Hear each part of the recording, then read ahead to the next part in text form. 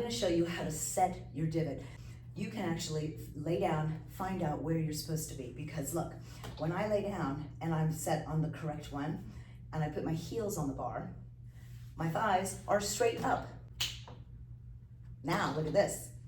It's too short. I've changed it to number 3. You see how my knees are over my hip bones instead of being like this? So now I'm at too tight of a position, and what that does is it makes everything heavier, and I feel squashy on this. Now let's see what it looks like when it's too far forward. See the difference? If this bar is too far forward for me, I'm gonna often feel like I'm hitting home. I'll come home and I'll feel like I want to go farther, but it's like hitting. So if that is happening to you, you just have the wrong divot. We need to change your divot so it fits you exactly right, so your femur is perpendicular when your heels are on the bar. When we set the divot, it is based on your leg length. So the taller you are, you're going to want to have more room, so this foot bar needs to be further forward. But the shorter you are, you want it to be a little bit further back, so you're not hitting home every time you bring the carriage to the home position. So when you set your divot, we talked about these numbers right here. There are no numbers on them though. They're just 5 little divots in the side of each of the reformers.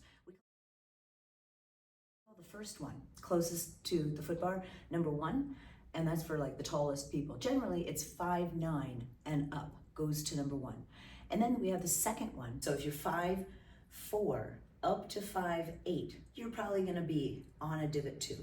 Now, if you're 5'3" or shorter, you're gonna be on a divot 3. That's the third divot back. Here's how you set the divot, or the foot bar. You pull in the middle. You don't want to pull from the side because this thing is on 2 tracks. So you've got to pull right in the middle. You lay it backwards. That's how you unlock the foot bar. Now it's moving. And then there's this little tab on the side. See this white tab right here? I want the tab to line up for me at number 2. So once I have it set there, and by the way, it's on both sides. So I could be looking on this side or on that side.